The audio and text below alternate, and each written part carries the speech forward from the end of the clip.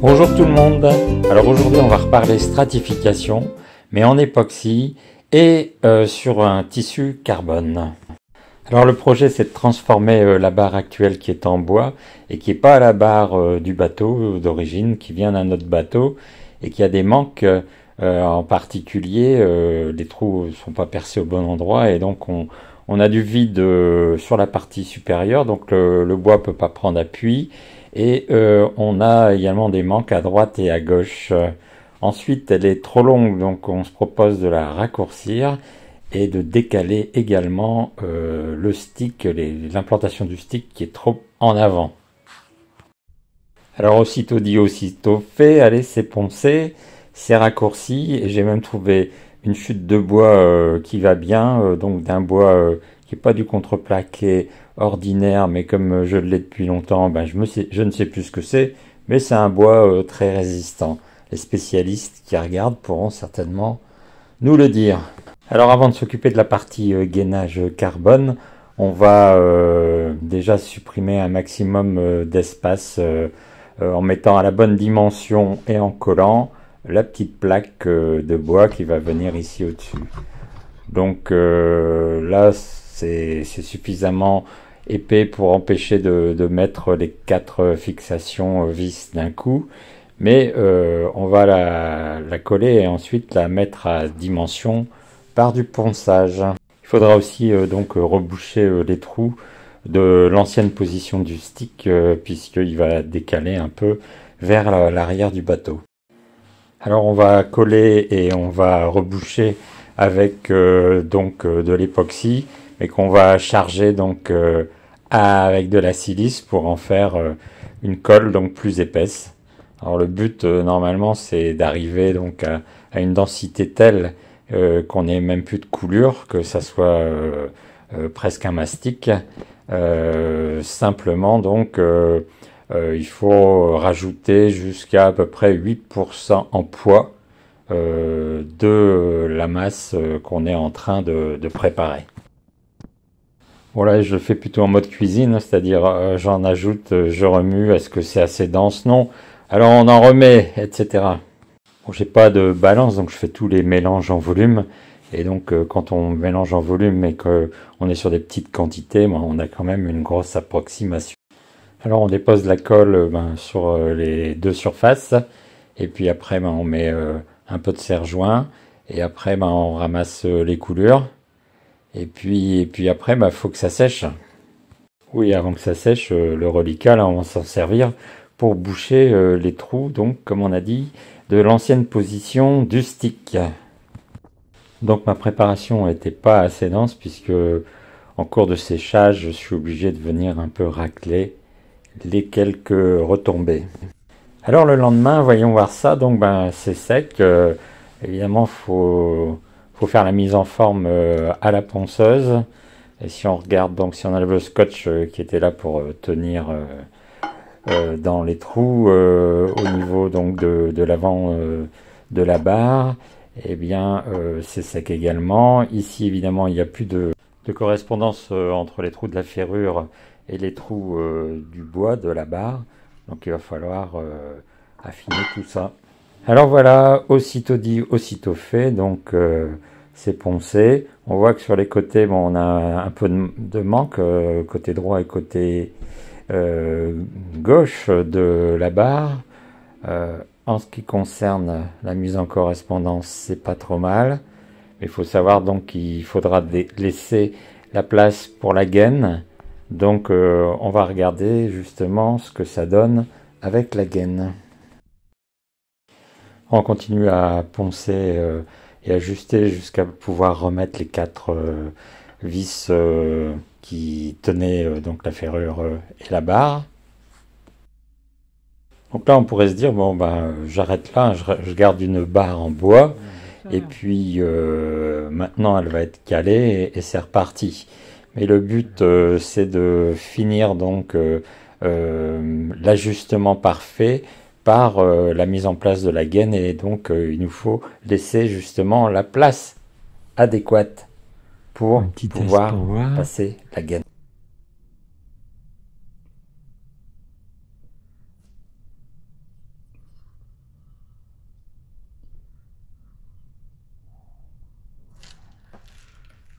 On est où là?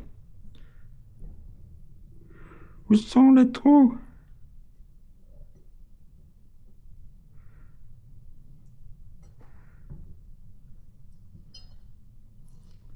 Avez-vous vu les trous? Ben déjà t'es décalé de 90, c'est du con.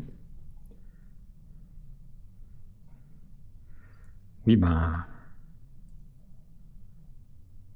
faut poncer là parce que ça va être délicat sinon.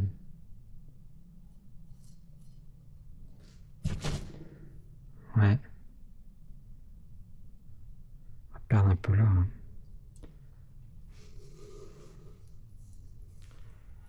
On va abîmer le textile. Donc dans la manip, il apparaît qu'on déstructure facilement la gaine en faisant des essais de ce genre. Il y a des mollo dans les simulations. Alors après ponçage, eh bien, on refait les tentatives jusqu'à retrouver quelque chose de satisfaisant. Bon. Et là, faut pas se rater parce qu'une fois que la gaine sera stratifiée, eh bien, pour aller rattraper un décalage d'alignement de trous, tu peux toujours courir. Bon, je décide de combler les petits manques à l'enduit époxy. Je crois qu'il est trop tard. Non? Tu me parles?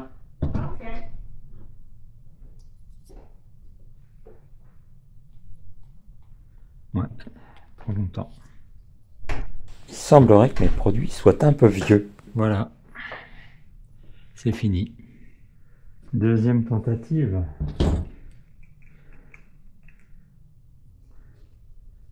Oh là là. C'est la crise. Ça doit faire trop longtemps que j'ai fait de l'époxy. Tout est cuit. Ouais. Bon, alors pour finir, on va arriver quand même à extraire ce qu'il faut des deux tubes. Et hop, après ponçage, donc on a notre barre qui est clean du point de vue surface. Alors on va pouvoir partir vers la stratification. Donc je vous présente mon atelier.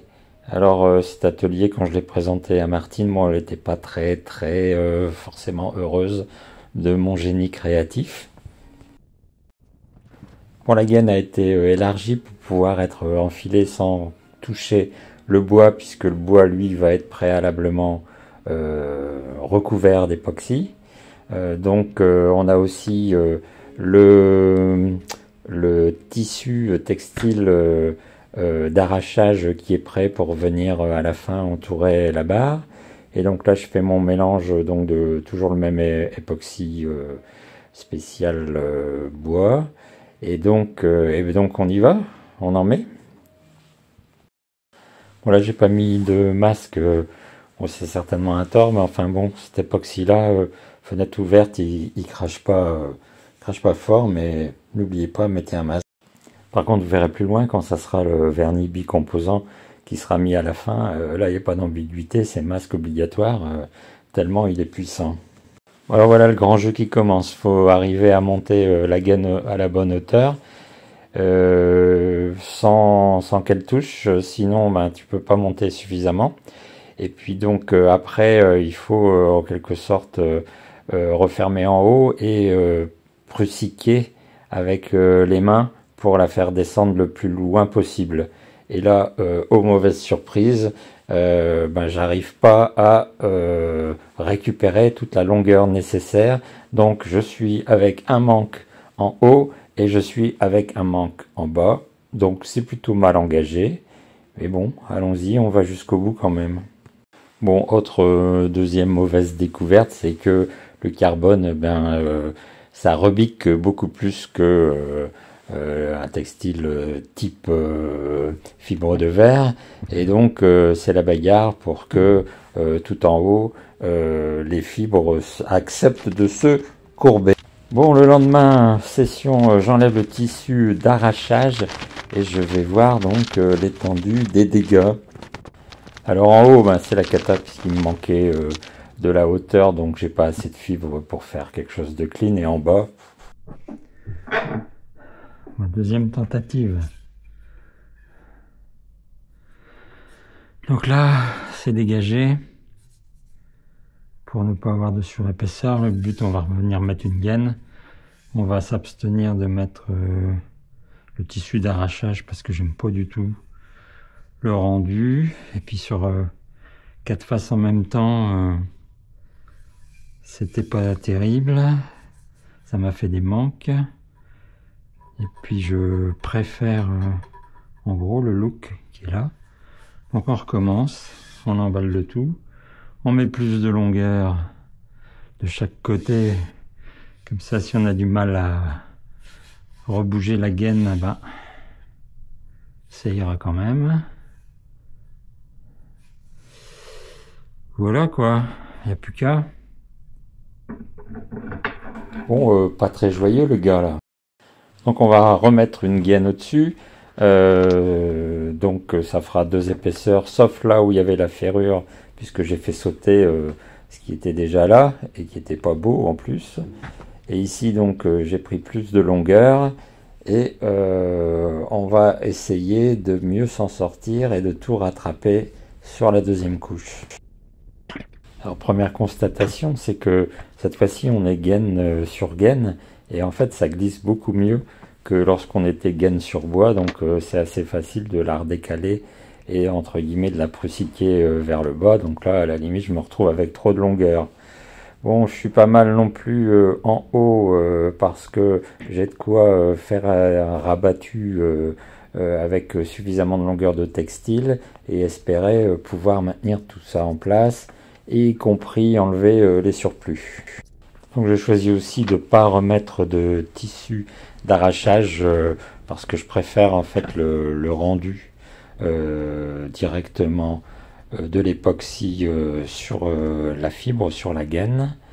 Et également donc en bas, comme c'est aussi la première fois que je fais ce genre d'exercice, je ne sais pas trop bien comment arrêter les fibres.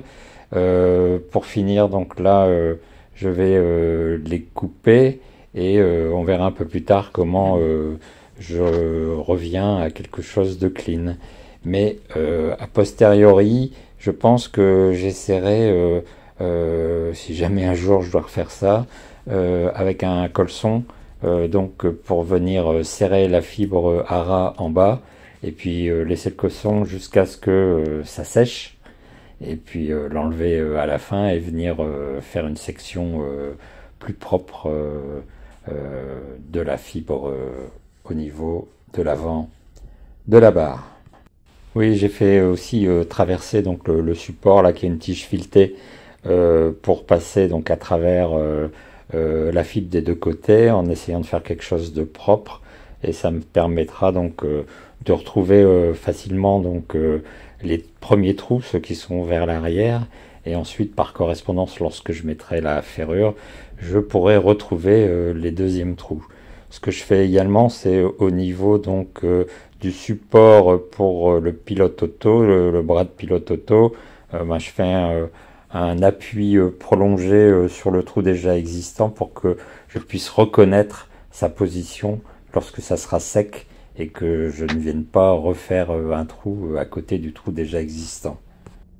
Ensuite, lorsque ça sera en train de sécher, je reviendrai contrôler que à l'endroit où on va avoir la ferrure, on ait bien une bonne adhérence, qu'il n'y ait pas eu de mouvement de fibre ou de glisser. Donc une bonne adhérence de la fibre, parce que sinon ma ferrure elle va pas passer. Bon alors il faut faire toutes les faces, il faut contrôler qu'il n'y ait pas de manque, qu'on ait de l'époxy bien partout et que tout soit bien imbibé.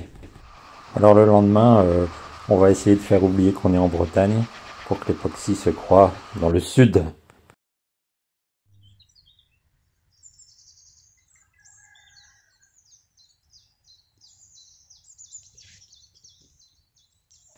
Voilà, c'était la minute de silence en hommage à ce rattrapage qui quand même n'est pas dégueu. Ouf, on peut continuer. Bon, deuxième moment de joie. La ferrure, elle tombe pile poil sur le premier trou, donc On va pouvoir dégager le deuxième et vérifier que c'est clean aussi à ce niveau-là. Et comme je repars sur une vis traversante qui est en 10, alors que mon trou est en 13, eh bien je passe par des petits tuyaux que je dois mettre à la bonne longueur pour supprimer le gap. Bon, alors devant on va couper un ras, mais comme j'ai déjà dit tout à l'heure, si je devais le refaire, c'est là où en fait j'aurais mis mon élément pour serrer la fibre. Alors ça va être le moment de mettre donc le vernis bicomposant. Donc avant on a un diluant qui sert à bien le faire clean et à enlever donc toute la poussière. Le diluant il est aussi à mettre quand on le met au pinceau à hauteur de 5%, 8% dans le mélange et c'est parti. Bon, ce vernis, hein, son but c'est de protéger l'époxy contre les UV. Et donc là où il y aura la ferrure, ben, je mets que 2 couches parce qu'il s'agit que elle arrive toujours à passer. Et 4 pour le reste. Et donc voilà le bijou. Ou alors on n'est pas dans la catégorie des petites barres légères, hein, on est dans la catégorie mastoc. Mais bon, je trouve que ça le fait quand même.